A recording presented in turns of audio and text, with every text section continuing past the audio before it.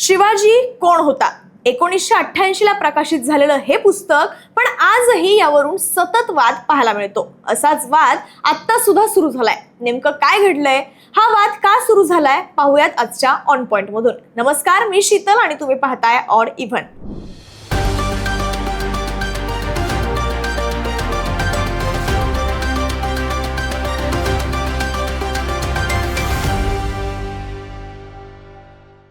बुलढाण्याचे शिवसेना आमदार संजय गायकवाड हे अनेकदा त्यांच्या वादग्रस्त वक्तव्यांसाठी ओळखले जातात।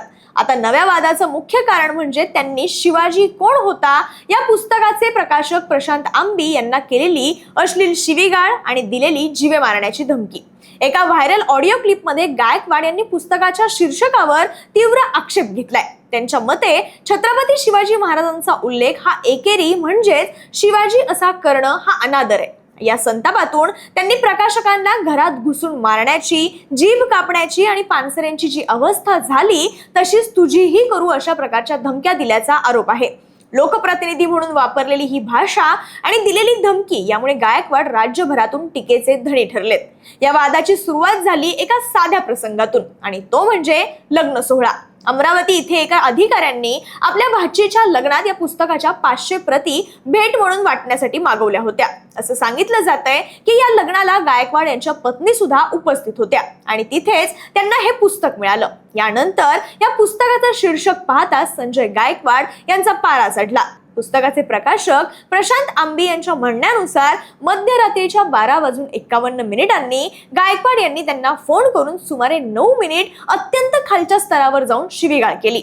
आंबी यांनी त्यांना सांगण्याचा प्रयत्न केला की हे पुस्तक 1988 पासूनच प्रकाशित होतंय आणि त्यात महाराजांचा कुठे सुद्धा अनादर नाहीये, उलट त्यांच्या कार्याचा गौरवच केलाय। मात्र गायकवाड यांनी मला पुस्तक वाचायची गरज नाही असं म्हणत संवाद थांबवला आणि धमक्या देणं मात्र सुरूच ठेवलं। यानंतर आंबी यांनी कायदेशीर कारवाईचा इशारा सुद्धा दिला। पण शिवाजी कोण होता हे पुस्तक केवळ ऐतिहासिक वर्णन नाहीये, तर शिवाजी महाराजांच्या कार्याचा एक वेगळा, पुरोगामी आणि वास्तववादी दृष्टिकोन या पुस्तकातून मांडला गेलाय।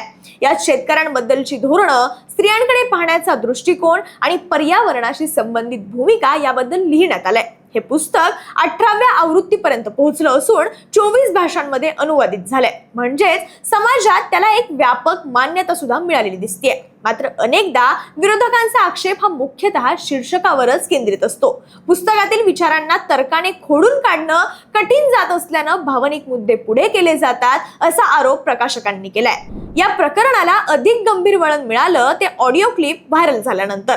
सोशल मीडियावर ही क्लिप मोठ्या प्रमाणात पसरली आणि त्यानंतर गायकवाड यांनी स्पष्टीकरण दिलं की क्लिप मोडून तोडून व्हायरल केली आहे, पण आंबी हे त्यांच्या भूमिकेवर ठाम आहेत। महाराजांचा अपमान करणाऱ्यांची जीभ हसडलीच पाहिजे असं त्यांचं पुन्हा पुन्हा म्हणणं आहे। दुसरीकडे प्रशांत आंबी यांनी कोल्हापुरात तक्रार दाखल करण्याची प्रक्रिया सुरू केली असून त्यांनी स्वतःच्या सुरक्षेची मागणी केली आहे। तर प्रसिद्ध वकील असीम सरोदे यांनी तर या वादाच्या पार्श्वभूमीवर बुलढाण्यात या पुस्तकाचं जाहीर वाचन करण्याचं आव्हान दिलंय। राजकीय वर्तुळात सुद्धा या प्रकरणावर तीव्र प्रतिक्रिया उमटल्यात। काँग्रेस नेते हर्षवर्धन सपकाळ यांनी गायकवाडांच्या भाषेचा निषेध करत शिवरायांचं नाव घेण्याची त्यांची लायकी नाही असं म्हटलंय। रोहिणी खडसे यांनी सत्ताधाऱ्यांवर समाजात वितुष्ट निर्माण करण्याचा आरोप केलाय। रोहित पवार यांनी गायकवाडांना पुस्तक वाचण्याचा सल्ला देत त्यांना शिवाजी महाराज समजलेच नाहीत अशी टीका केली आहे।